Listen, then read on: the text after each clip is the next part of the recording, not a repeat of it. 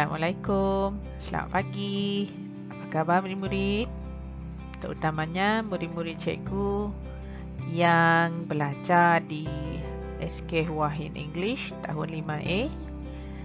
Bersua lagi pada sesi PDPR kita pada hari ini bagi RBT tahun 5. Pada minggu ini masih lagi unit yang keempat, teknologi pertanian, dan minggu ini kita akan lihat di bawah tajuk Taman Mini Edible. Murid-murid bolehlah merujuk buku teks pada halaman 72 hingga halaman 80. Apa dia Taman Mini Edible?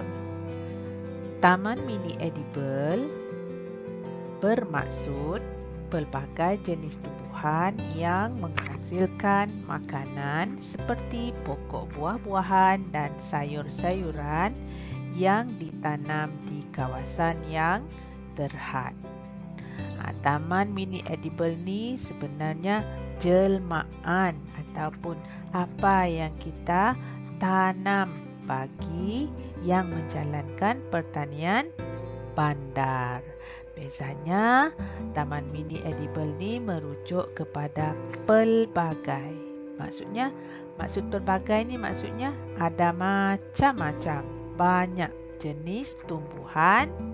Yang penting, pertanian bandar mestilah menghasilkan makanan. Tumbuhan yang dihasilkan tu mesti makanan seperti pokok buah-buahan dan sayur-sayuran. Dan syaratnya ialah kawasan yang terhad.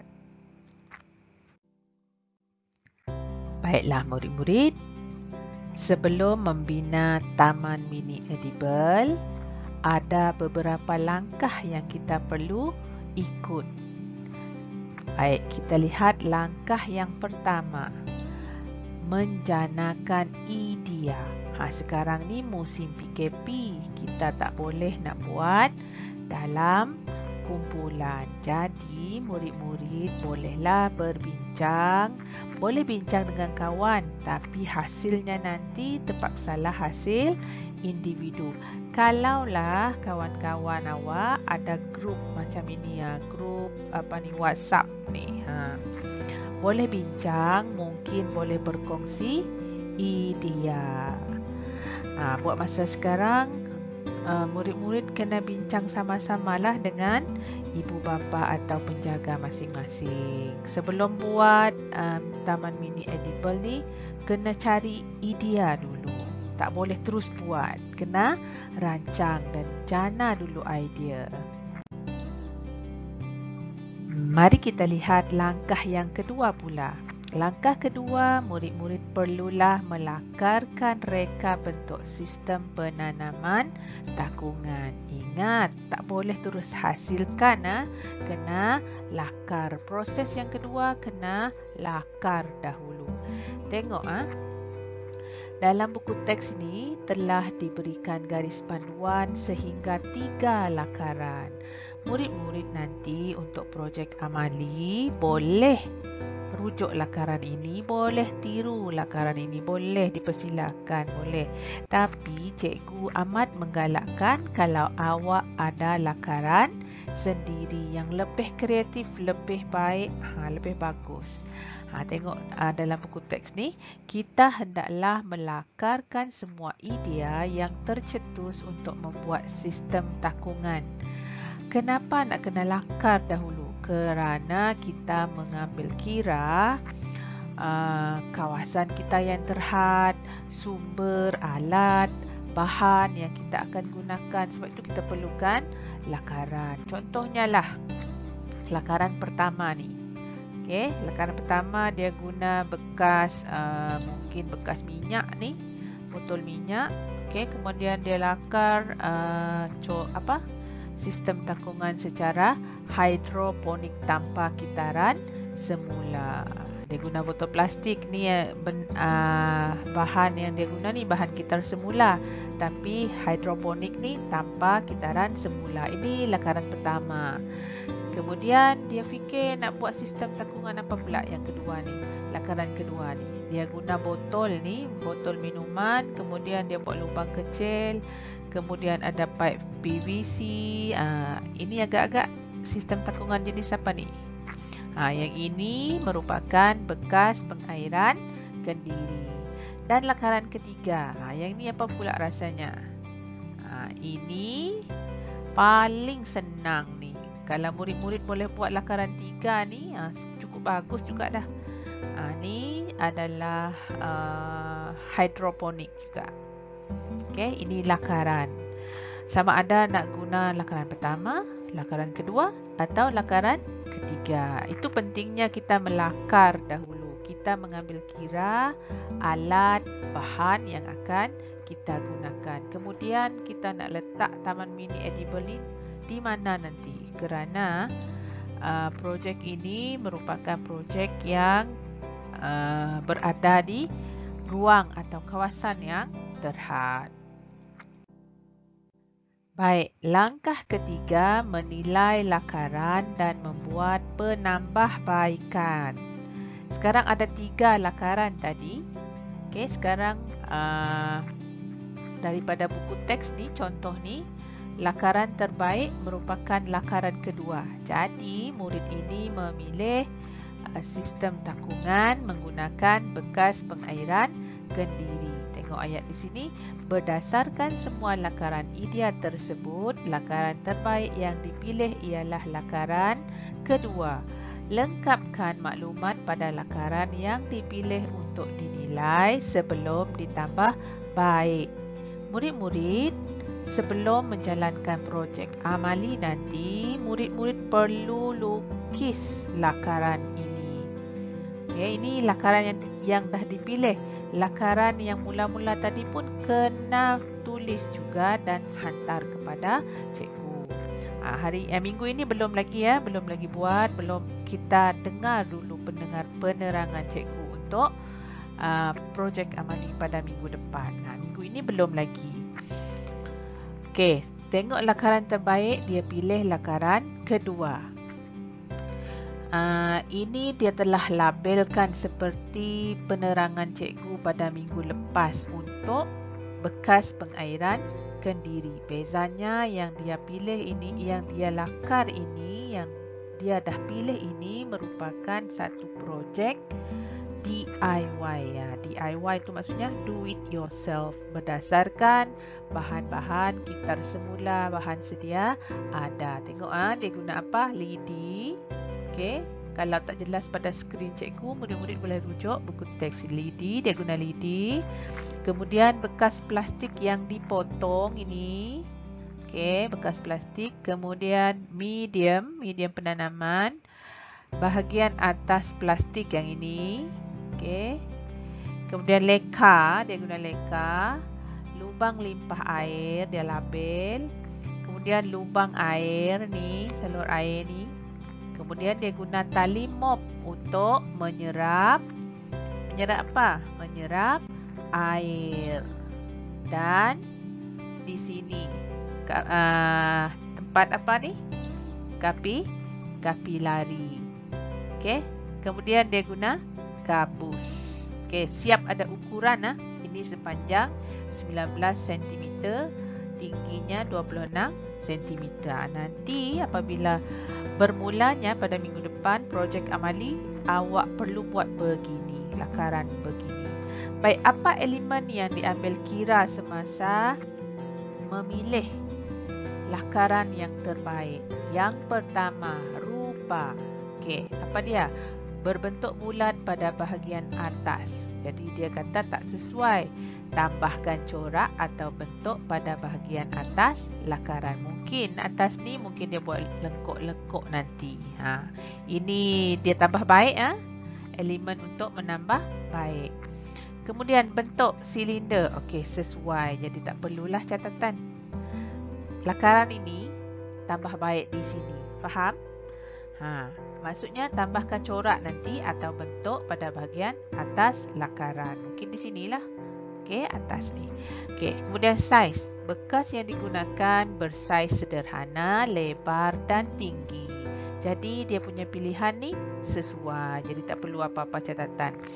Warna, elemen warna pula. Warna lut sinar dan kelihatan medium di dalam takung tanaman. Bermaksud ini lut sinar nampak. Jadi tidak sesuai. Apa yang perlu dibuat? Warnakannya supaya kelihatan lebih menarik dan mengelakkannya berlumut. Yang ini sebenarnya masalah utama kalau guna sistem takungan. Lumut ini akan hadir apabila bekas yang digunakan lut sinar. Jadi sangat disarankan supaya kita mewarnakan bekas lut sinar. Kalau kita guna bekas yang bukan lut sinar yang diserap cahaya, tak mengapa, tak warna pun tak apa. Jadi ini terpulang dengan murid-murid nanti. Bahan gitar semula sesuai atau tidak? Sesuai. Ini cara menilai dan membuat penambahbaikan. Baik. Kita lihat contoh lakaran yang telah dinilai dan ditambah baik. Tadi lakaran belum siap habis sebab dia kata tadi corak di atas ni ada perlu tambah corak begini. Ni dah ditambah baik. Ni hasil akhirnya. Okey, ni yang dah ditambah baik dan di sini lut sinar ini nanti akan diwarnakan. Dia label lagi lidi sebagai penanda aras, air, kemudian gabus di sini. Ini masih sama, tali mop, lubang air. Okey, ini air, leka, lubang limpah air ni air keluar nanti. Okey. Kemudian bahagian atas botol minuman yang ini dalam ni pipe PVC ni saluran air sebagai saluran air. Kemudian corak bahagian atas bekas plastik yang telah dipotong. Baik, berdasarkan lakaran yang telah kamu buat, kirakan kos untuk menghasilkan produk tersebut. Jangan main lakar, buat sahaja. Kena kira juga kos. Langkah yang keempat, murid-murid perlu memilih alatan, bahan dan medium penanaman. Pada skrin ini dipaparkan hanya alatan dan bahan. Nanti skrin seterusnya cikgu akan tunjuk apa pula medium penanaman. Baik, kita lihat alatan yang pertama. Apa dia? Gunting serbaguna. Kalau boleh, cikgu nasihatkan gunting ni jangan guna yang kecil sebab kita menggunting bahan yang agak keras. Okey, jangan guna gunting yang kecil. Kalau boleh, cari yang lebih besar sedikit. Kemudian pisau boleh laras. Boleh laras ni maksudnya boleh tarik sorong ni boleh simpan pisau ni masuk ke dalam supaya tidak berbahaya. Seterusnya gerimit. Gerimit ni tak wajib, kalau ada boleh, kalau tak ada boleh juga guna paku sebagai ganti. Okey, seterusnya pen penanda. Ini penting, kena ada pen penanda atau marker. Kemudian gergaji lengkung halus. Ni gergaji yang ada, kalau ada ayah awak ada gergaji ni yang kecil untuk memotong, kegunaannya nanti untuk memotong pipe PVC. Dia punya mata gergaji tu kecil, halus. Dan seterusnya sudip tangan. Kemudian bahan yang kita perlu guna, lidi sate. Ini kalau lepas makan sate jangan buang, masih boleh guna. Okey, pipe PVC. Yang ini kena sukat dulu nanti. Okey. Pipe PVC besar mana? Jangan terlalu besar sebab nak kena masuk dalam penutup tu nanti Minggu depan cikgu akan jelaskan dengan lebih lanjut. Minggu ni kita dengar sahaja dulu. Okey. Seterusnya, apa alatan yang kita perlu guna? Tali mop. Botol plastik terpakai. Yang ini 5 liter ni, besar. Kemudian gabus. Ini selalu akan jadi persoalan nanti. Kalau tak ada gabus, nak guna apa? Murid-murid boleh ganti dengan polistrin, bekas polistrin. Minggu depan cikgu tunjuk apa yang cikgu guna. Kemudian yang terakhir, cat sembuh. Ini banyak dijual di DIY, cat sembuh ni, spray. Jom kita lihat medium penanaman pula. Apa yang kita akan guna? Yang pertama, gambut kelapa. Yang kedua ni, leka dan seterusnya anak benih. Bermaksud kena semai anak benih dulu. Baik, jangan risau. Jika kawasan tempat tinggal kamu tidak mempunyai peralatan, bahan atau medium penanaman seperti di atas, apakah tindakan kamu? Ini tindakan awak. Gunakan enjin carian untuk memperoleh maklumat yang berkaitan dengan medium penanaman. Sebelum awak guna enjin carian ini untuk mencari dalam internet, selain gambut kelapa, murid-murid boleh guna tanah gambut biasa boleh. Untuk gantikan leka, murid-murid boleh cari benda yang bulat macam guli contohnya, ataupun span boleh juga. Span untuk tujuan leka ni sebenarnya membantu pengaliran air dengan lebih mudah, serap air dengan lebih mudah. Itu cikgu dah bagi contoh. Murid-murid boleh cari dalam internet, boleh ganti medium penanaman ni dengan medium lain. Okey. Kemudian anak benih ni tak boleh lah, mesti ada. Ini mesti ada. Leka dengan gambut kelapa ni saja boleh ganti. Anak benih memang kena ada sebab kita nak tanam. Yang terakhir, menghasilkan reka bentuk sistem penanaman secara takungan. Sebab tadi berdasarkan contoh ni dah pilih sistem takungan menggunakan bekas pengairan kendiri. Dalam buku teks ini disediakan langkah demi langkah-langkah bergambar. Langkah-langkah menghasilkan reka bentuk sistem penanaman secara takungan adalah seperti yang berikut. Yang pertama, tengok murid ini dia guna pen penanda, dia tanda dulu botol ni tadi. Okey, tanda menggunakan pen penanda pada bahagian atas. Yang kedua, dipotong menggunakan pisau boleh laras. Tengok apa amaran di sini? Berhati-hati ketika menggunakan peralatan tajam. Jadi selepas dipotong hasilnya seperti ini. Okey, hasilnya seperti ini. Baik, langkah ketiga, menggunakan pen penanda sebab kita dah tambah baik tadi, kita tak nak kosong macam ini sahaja. Buat corak menggunakan pen penanda. Langkah seterusnya, menggunakan gunting. Gunting ikut corak yang telah dilakar tadi. Sekali lagi amaran di sini, berhati-hati ketika menggunakan peralatan tajam iaitu gunting. Setelah digunting, hasilnya seperti ini. Baik, selesai sehingga langkah keempat. Apa dia langkah seterusnya? Langkah kelima, awak perlu membuat lubang limpah air di mana air keluar nanti. Okey, sekali lagi, kena jaga keselamatan. Ini dia guna apa? Gerinit. Awak boleh guna paku di sini. Boleh guna paku. Okey, yang keenam, sekali lagi pada yang ini penutup tadi, buat lubang. Sekali lagi guna gerinit. Jaga keselamatan semasa buat aktiviti ini. Sebab kita banyak menggunakan peralatan tajam. Okey, dia buat lubang. Ada beberapa lubang, jarak sikit jangan terlalu rapat, lebih kurang dalam 2 cm macam tu.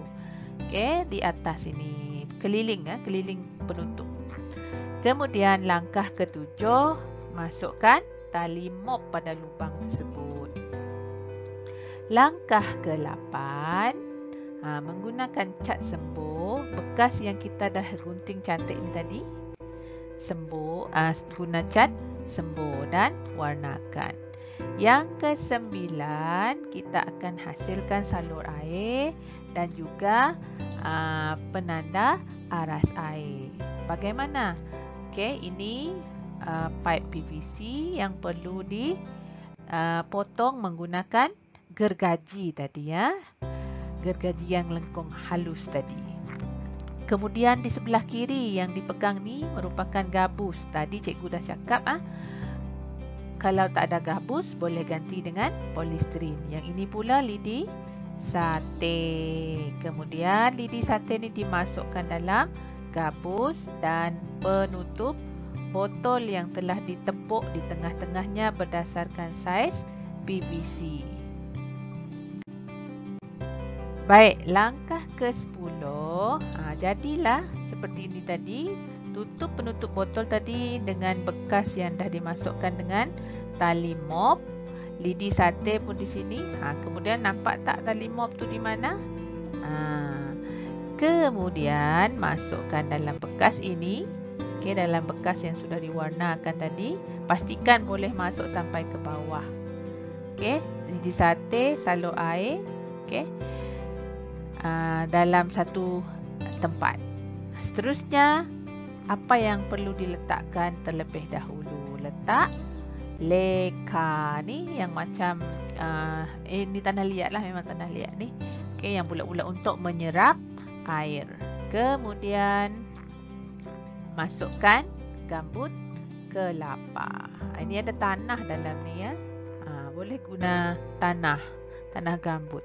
Tengok apa yang nota di bawah ni. Gabus dan lidi digunakan sebagai alat untuk menandakan aras air. Mengapakah kita menggunakan gabus? Bandingkan gabus dengan bahan yang lain. Di sini sebenarnya ia menguji kemahiran proses sains awak. Kenapa guna gabus? Sebab gabus ni terapung. Dia terapung, dia ringan. Dia tak tenggelam. Jadi kalau diisi air, lidi ni akan naik nanti. Jangan risau, minggu depan cikgu akan tunjukkan bagaimana proses menghasilkan bekas pengairan kendiri ni. Okey, langkah seterusnya, ambillah anak pokok dan tanamlah. Untuk masa menanam tu tekan sikit akar tu masuk dalam gambut supaya dia padat. Okey. Dan yang ke-15, menggunakan corong, masukkan air pada saluran PVC tadi. Ini saluran air masuk. Dan inilah hasil akhirnya. Satu peringatan dari kawan awak di sini. Kawan-kawan perlu mengisi air ke dalam pipe PVC sehingga air keluar melalui lubang limpahan. Pastikan lidi naik.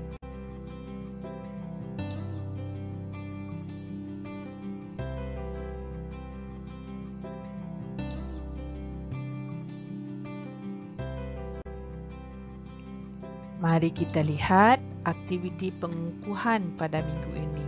Latihan yang perlu anda tulis dalam buku latihan masing-masing. Yang pertama, apakah maksud taman mini edible? Kalau tak tahu jawapan, boleh rujuk buku teks. Kalau dah tahu, boleh terus salin di sini. Kalau tak sempat nak tonton video, boleh dengar semula. Yang kedua, senaraikan langkah-langkah untuk membina taman mini edible. Ada 5 langkah. Anda perlu tulis langkah-langkah utama sahaja. Tak perlulah secara terperinci, yang utama sahaja.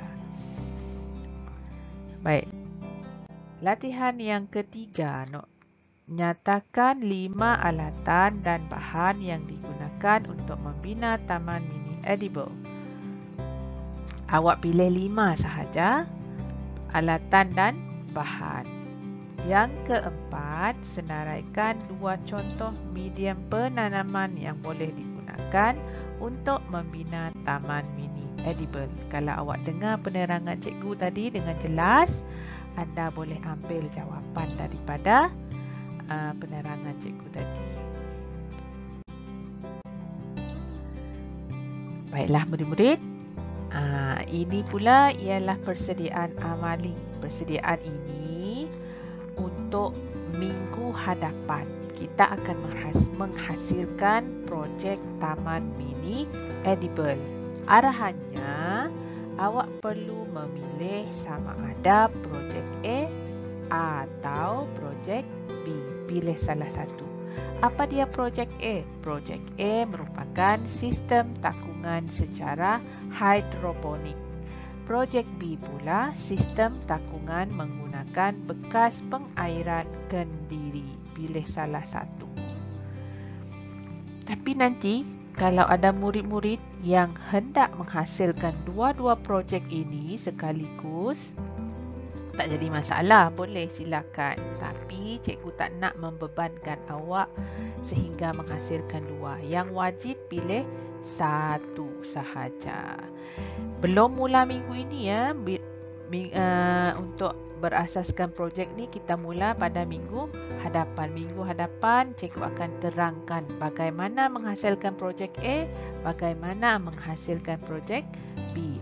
Cumanya minggu ini awak bersedia terlebih dahulu dengan lakaran awak. Projek ini akan mengambil masa selama 2 minggu untuk menghasilkan. Sebab awak kena semai anak benih dulu. Nanti minggu depan cikgu jelaskan. Jangan risau, minggu ini belum lagi. Okey, sehingga bersua pada PDPR minggu hadapan. Jumpa lagi. Assalamualaikum.